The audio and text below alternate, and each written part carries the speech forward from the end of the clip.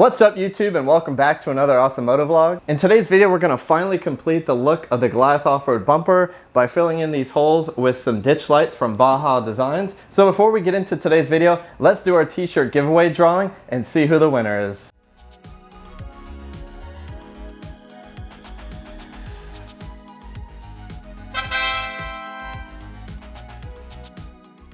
Congratulations and thank you for being an Awesomoto subscriber. You'll be hearing from me soon about the delivery of your t-shirt. Alright, so the light pods I chose, I went with the Baja Designs Squadron Pros. These are like the top of the line light pod you can get your hands on, and the main reason I went with these is to get that flush mount design. So I balled out, but it was actually kind of an accident. So as you can see, there's only one light pod in here. I had to actually order two.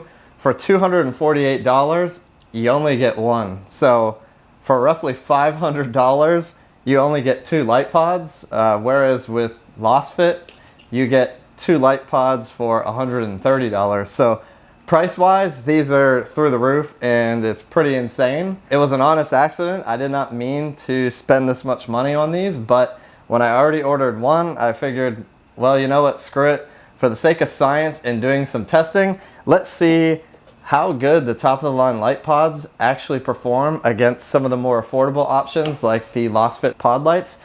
I will say that these are probably going to just have in general a higher light output, but I'm just really curious to see how these perform, and I'll do an honest review of whether I think it's worth spending $500 freaking dollars on two light pods. So pretty crazy that these cost this much, but I will say that, you know, when you get this light pod in here and have it flush mounted, it's gonna look pretty freaking sweet. So as bummed as I was that I went down this path at first, I'm actually pretty excited about the fact that we're gonna have some pretty awesome lights on the front of the GX, and it's really gonna complete the look of the Goliath off-road bumper. Now I will say that there's been quite a bit of lighting videos on this channel, and I'll be honest, I'm getting a little bit over it myself. So if I'm getting a little bit bored with doing all this lighting stuff, you probably are as well. But I do really want to do this last video here with the light pods and just complete the look of this front end. And additionally, I've been working on a little bit of a side project with Max,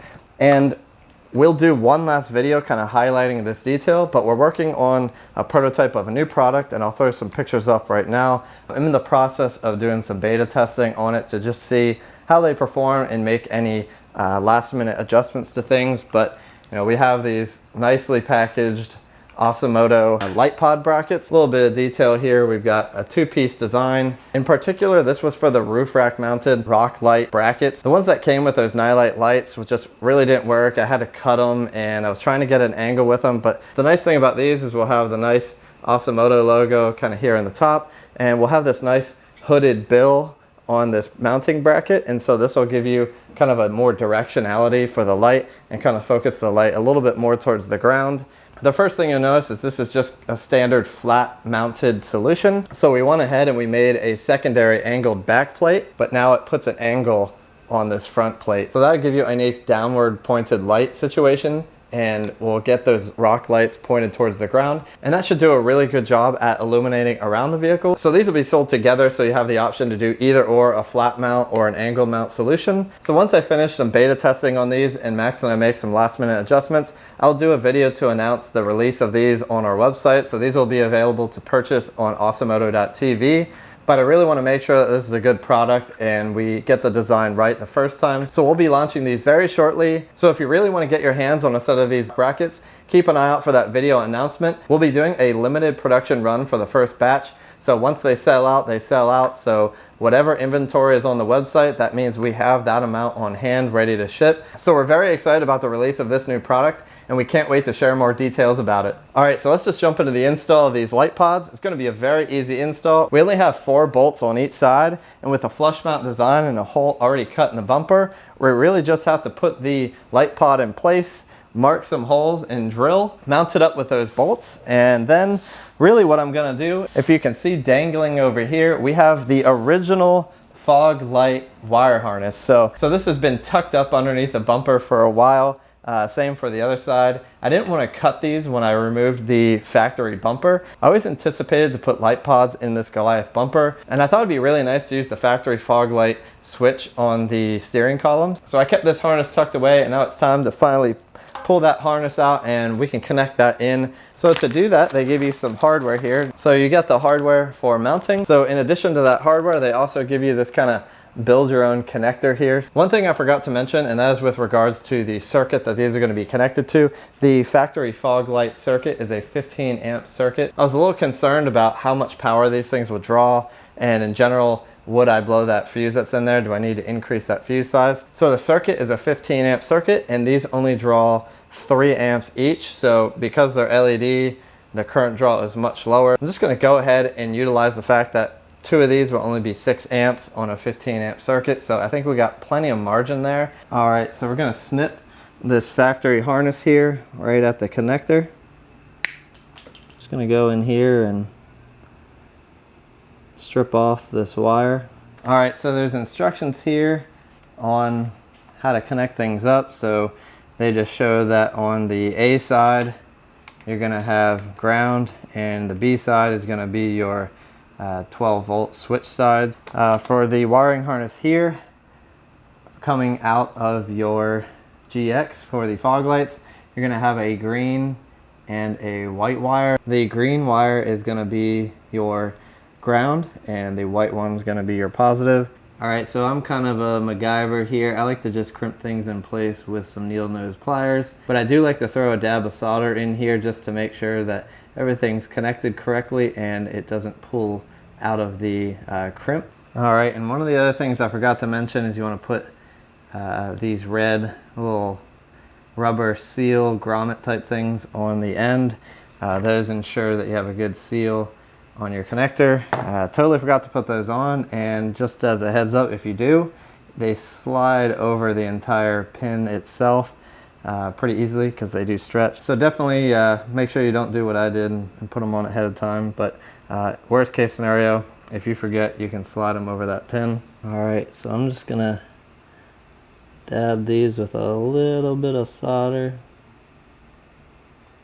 If you don't do this step, it's not the end of the world, but I just recommend doing that.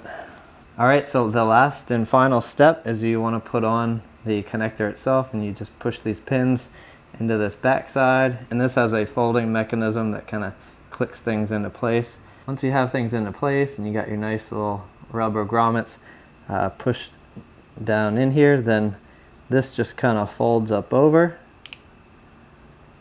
and holds everything into place. And really that's all you need to do. So now we have our OEM fog light harness adapted to now just plug and play with the Baja Designs pod lights. All right, so before hooking everything up permanently and mounting this all up, I just went ahead and flipped the fog light switch just to make sure we are indeed working and everything is connected right. And the first time I did this, I'll be honest, it was backwards. So like I said earlier, where the wiring harness here, where green was ground, I was actually incorrect in that statement. White and black striped is ground, and the green is your positive 12 volts. So you can just easily verify that by just grabbing a voltmeter, turning on your fog lights that are unplugged, and checking that. Just be aware that I made a mistake there on the color coding of those wires, and it's a good test before you go mounting things up permanently. All right, so I think the only thing left to do on the passenger side of the vehicle is we want to go ahead and mount things up. So we'll put the light pod into place, mark the holes, and we will drill them out and put our mounting hardware in place.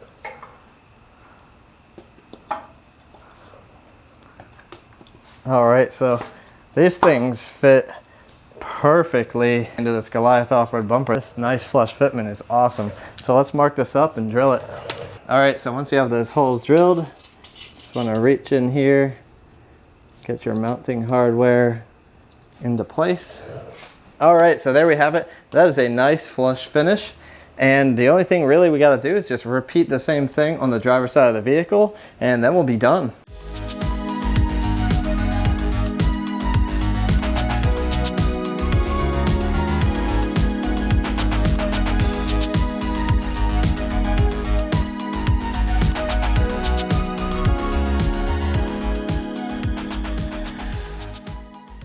All right, so there we have it. These things look awesome. I'm just super excited about that. $500 for the pair. It's a hefty price. compared to these Lasfit pods, which are an awesome pod themselves, and you get 2 for $130 versus 2 for $500. So the real test will be the light output. I should note that I did get this driving combo light, so I think there is like a flood on the bottom, and then this is more of like a SAE driving lights. All right, so enough yapping. Let's just turn these things on and see how bright they are. All right, here it goes. So we got our driving lights on. Now turn on our flood, and whoo! That is super bright. Holy crap. Let's get out and look. Wow, that's awesome. All right, so let me just get the camera here. I mean, the camera's not really doing it justice. I think we do really need to get that drone out and do kind of what we did in the past with comparing the light pods and the light bar. We did some aerial shots with the drone at night, so you could really see how good that light output is. Just looking at the wall here, you can see quite a bit of light output here, which is awesome. And it is kind of pointing in a nice direction, because the fact that this bumper kind of has an angle right here, it points, you know, kind of off to the side here. So you actually get kind of pointing out to the side with these light pods naturally, which is kind of a nice thing. That's actually how I have these ditch light brackets mounted up here, so you can do that. So really kind of a perfect combination here. All right, so let's just wait till it gets dark. I'll get the drone ready and we'll go out on the trail and we'll do some night shots to see just how bright these really are.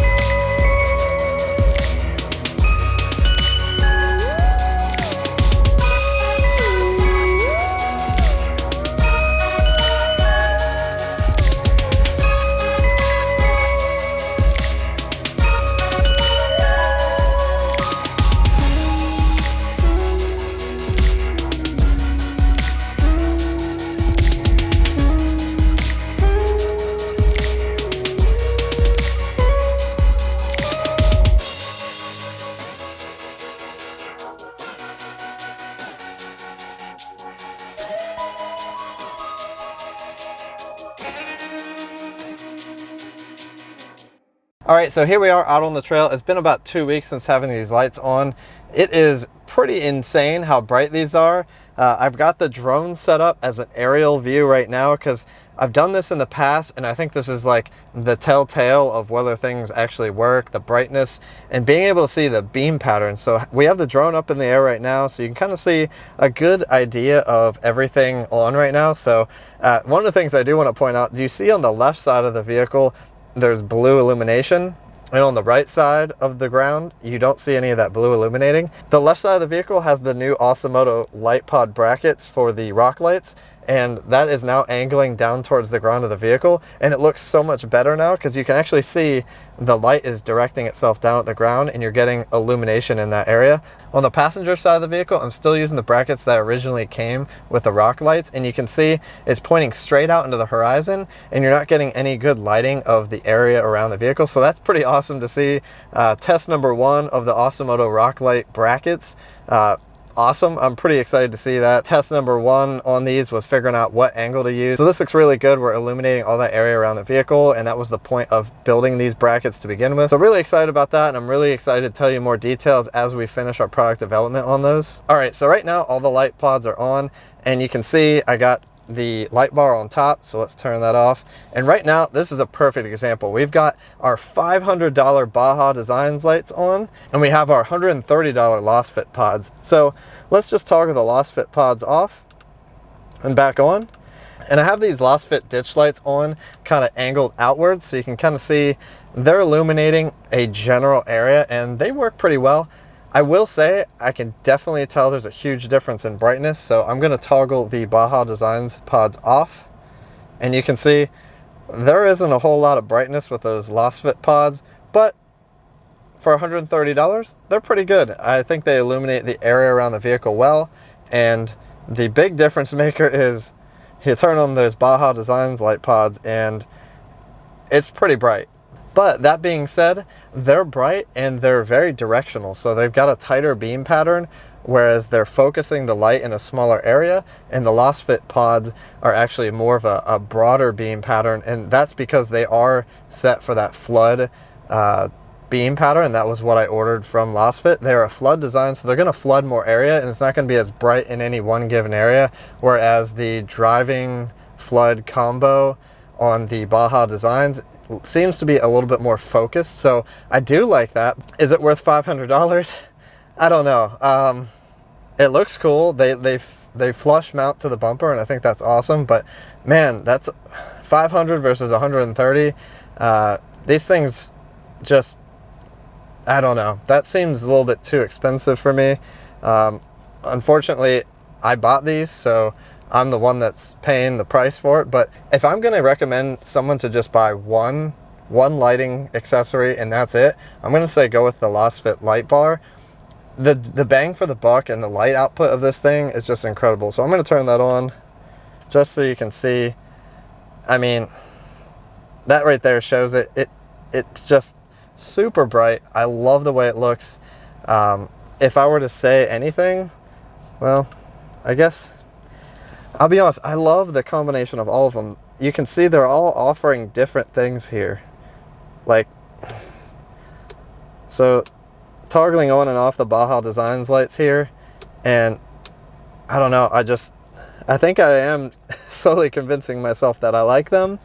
The whole kit here, the Lasfit lights for the flood on the sides, Baja Designs beam pattern, way better, looks awesome, gives me kind of focal coverage right off to the side of the vehicle and out in front more, and then that light bar on top is just getting way out into the distance. And you can see, I'm gonna kind of pan this forward just a little bit, see if we can show just how far out things are going.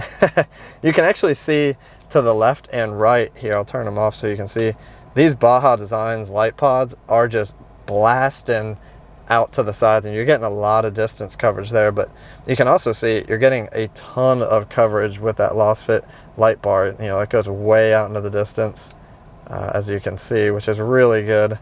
And it also gives you a good localized flooding. So I mean, I really can't say anything too bad about these. At the end of the day, I'd say if you've got money burning a hole in your pocket, I'd say go with the Baja Designs light pods. They're pretty awesome. They look great. As you can see, the beam pattern here is really good. But also, I don't think there's a one-size-fits-all here. I'm personally loving the combination of all three. I'm a little bit biased, obviously, because I haven't seen anything other than this combination. With all the different progressions that I've done with the light pods, this is by far my favorite state. So do what you will with your money. $130 from Lasfit for these light pods, and then also I think it was 150 or 200, maybe 250 for the light bar. I really can't remember. The Lasfit stuff does give you a pretty good bang for your buck. It's fractions of the cost of the Baja Designs. I think that gives some options for all of you if you're looking at different types of lighting accessories. I've covered the budget stuff all the way up to the very expensive stuff. So hopefully this answers some of your questions. If you have any further questions about this video or any future video content that you want to see, leave a comment down below and let me know what that question is or what that future video content idea you may have. I'm always open to new ideas for things you want to see on the GX, so that's really exciting for me to get feedback from you on that. If you liked today's video, hit that thumbs up button. It helps me out a ton. Additionally, if you're watching this video and you're new to the channel, hit that subscribe button down below. It gets you entered into t-shirt giveaways and gets you notified every time I upload new videos. All right, well, I'm gonna end things here. Thank you all so much for watching, and we'll see you on the next one.